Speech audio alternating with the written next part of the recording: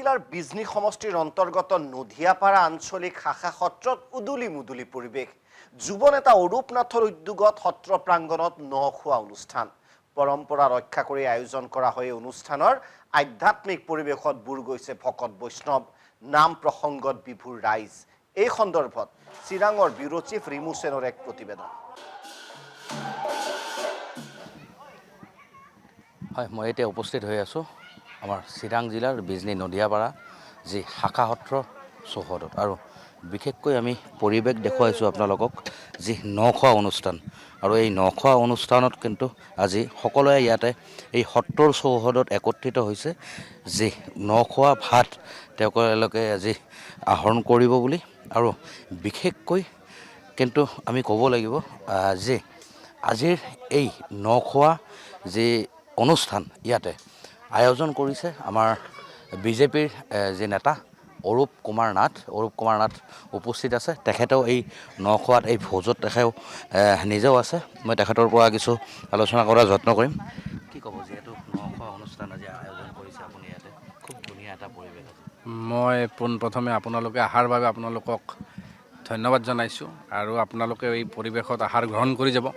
কথা হ'ল এইটো এটা আমাৰ তৃপ্তি বুলি ক'ম, চিধা কথা তৃপ্তি, আত্মসন্তুষ্টি। আমাৰ অতীজৰ পৰম্পৰা নখোৱা যিটো আৰু কি সাতাম পুৰুষী আমাৰ পৰম্পৰা, যিটো সকলোৱে মিলি একলগত খোৱা, খেতিৰ পৰা ধান আনি আগ আনি আমি পূজা কৰাৰ পিছত যিটো আমি খাওঁ নতুন একেলগে, সেই পৰম্পৰা আজি আমি সকলোৱে মিলি ইয়াতে বাপসকল আছে, আমি বিজনী শাখা সত্ৰৰ লগত মিলিত হৈ আমি ইয়াতে সকলোৱে লগে ভাগে এসাঁজ খাওঁ। আমি নতুন চাউল, সকলো লাফা আছে ইয়াতে নতুন চাউল আমি তৃপ্তিৰে আমি, আৰু 6টা চাওক আপুনি কলৰ যি, সেই এটাই কথা তৃপ্তি আৰু কি আত্মসন্তুষ্টি।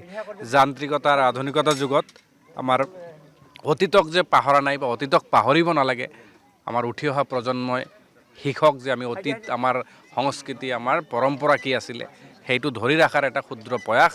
আৰু মই শলাগ লৈছোঁ বিজনী শাখা সত্ৰৰ সকলো মানে আমাৰ বাপসকলক, ভকতসকলক, আইসকলক। ইয়াতে আপোনালোকৰ ওচৰত চাওক, ইয়াতে আমাৰ বিজনী সত্ৰৰ সভাপতি ডাঙৰীয়া আছে, তেখেতকো সোধক কেনেকুৱা আমাৰ কি।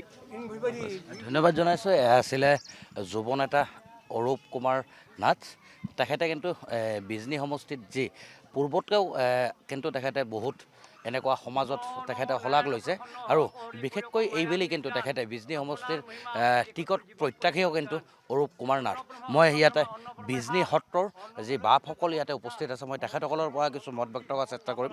আৰু যিহেতু দেখা গৈছে এক আধ্যাত্মিক পৰিৱেশত কিন্তু আজি বিৰাজমান হৈছে এই নদিয়াপাৰা আঞ্চলিক বিজনী শাখা সত্ৰ। আৰু বিশেষকৈ মই বাপসকলো ইয়াতে উপস্থিত আছে, মই তেখেতৰ মত ব্যক্ত কৰাৰ চেষ্টা কৰিম। কি ক'ব, যিহেতু আজি আপোনালোকৰ যি নখোৱা অনুষ্ঠান আৰু শাখা সত্ৰৰ উদ্যমী হিচাপে আপুনি ইয়াতে উপস্থিত হৈছে, আচ্ছা এইটো হ'ল মই এতিয়া কি হ'ল, এই নখোৱা পৰৱটো এইটো অতীততে আমাৰ সাতাম পুৰুষসকলৰ এইটো নিশ্চিত আছিল। গাছ আলু মাটিৰ তলৰ পৰা উঠাই পেলাই খোৱা কথা আছিলে। এতিয়া গৈ নাইকিয়া হ'ব আছিলে। তেতিয়া মই চিন্তা কৰিলোঁ যে নহয়, এইটো নাইকিয়া হ'ব দিব নোৱাৰি। আমি নামঘৰত সকলো মিলি খোৱাটোৰ ব্যৱস্থা কৰিছোঁ। আজি আমাৰ 4 বছৰ হ'ল। আজি মোৰ ইমান আনন্দিত হৈছে, আৰু তোমালোকে আহি যে আমাক এইখিনি সহায় কৰিছা যথেষ্ট। কিন্তু মোৰ এতিয়া দুখৰ বিষয়ে সত্ৰখন পানী হাৰ নচৰা অৱস্থা। গতিকে ইয়াৰ গমগতি চৰকাৰে ল'লে, চকু কাণ দিলে মই অতি আনন্দিত পাম। কাৰণ কিয় সত্ৰখন কেনেকৈ ৰাখিব লাগে এই পদ্ধতিটি মোৰ হেৰাই গৈছে, হাতৰ পৰা হেৰাইছে। মোৰ আৰু ভাষা নাই কি ক'ম চৰকাৰক। চৰকাৰে অলপ ইয়াতে চকু কাণ দিলে নিশ্চয় আমাৰ এই সত্ৰখন জীয়াই থাকিব। আৰু এই সত্ৰখন মই আগতে কৈছোঁ, এইখন বৃন্দাবন হ'ব, বৃন্দাবন সদৃশ হ'ব। আপোনালোকে দেখিব, মই নাইকিয়া হ'ম, আপোনালোকে দেখিব এইখন বৃন্দাবন সদৃশ হৈ যাব। গতিকে এইখিনি আছিলে সত্ৰৰ যি সত্ৰাধিকাৰ, তেখেতে কিন্তু চৰকাৰক আহ্বান জনাইছে যে যদি এই সত্ৰখনত যদি অকণমান তেখেতে চকু দিয়ে, বৃন্দাবন সদৃশ হৈ উঠিব কিন্তু এই সত্ৰখন। মোৰ লগত ৰবীন দা উপস্থিত আছে। মই ৰবীন দা বিজেপিৰ এগৰাকী আগশাৰীৰ নেতা বুলিয়ে ক'ম। মই তেখেতৰ পৰাও কিছু মত ব্যক্ত কৰিম। আধ্যাত্মিক পৰিৱেশত কিন্তু আজি বিৰাজমান হৈছে যি নদিয়াপাৰা সত্ৰ, কি ক'ব আপুনি? এক সুন্দৰ পৰিৱেশ সঁচাকৈ। কৃষিজীৱী অসমৰ গ্ৰাম্য জনজীৱনৰ যি চহকী ঐতিহ্য আৰু কোটিকলীয়া পৰম্পৰা, তাৰে এক অন্যতম হ'ল এই নখোৱা পৰ্ব। আৰু আজি নদিয়াপাৰাবাসী ৰাইজে এই নদিয়াপাৰা নামঘৰ প্ৰাংগণত এক সুন্দৰ অনুষ্ঠানৰ আয়োজন কৰিছে। তাৰ কাৰণে সঁচাকৈ মই অতি আপ্লুত হৈছোঁ, অভিভূত হৈছোঁ। আৰু এই গোটেই অনুষ্ঠানটোৰ গুৰি ধৰোঁতা মই গম পালোঁ যে আমাৰ বিজনীৰ এগৰাকী অতি সম্ভাৱনাময় যুৱ নেতা, সমাজকৰ্মী অৰূপ নাথ, আৰু তাৰ কাৰণে মই তেখেতক আন্তৰিকতাৰে ধন্যবাদ জ্ঞাপন কৰিছোঁ।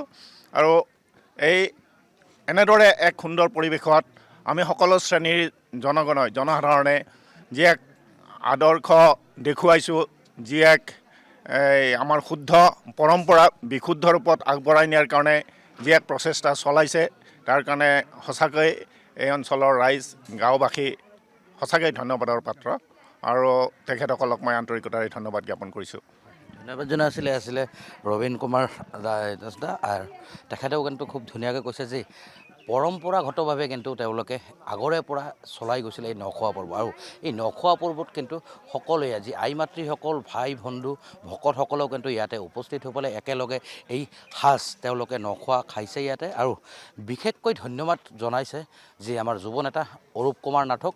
আৰু আগন্তুক দিনতো যদি এই পৰ্বটো তেখেতে যাতে এনেকুৱা আগভাগ লয়, তাৰ বাবে কিন্তু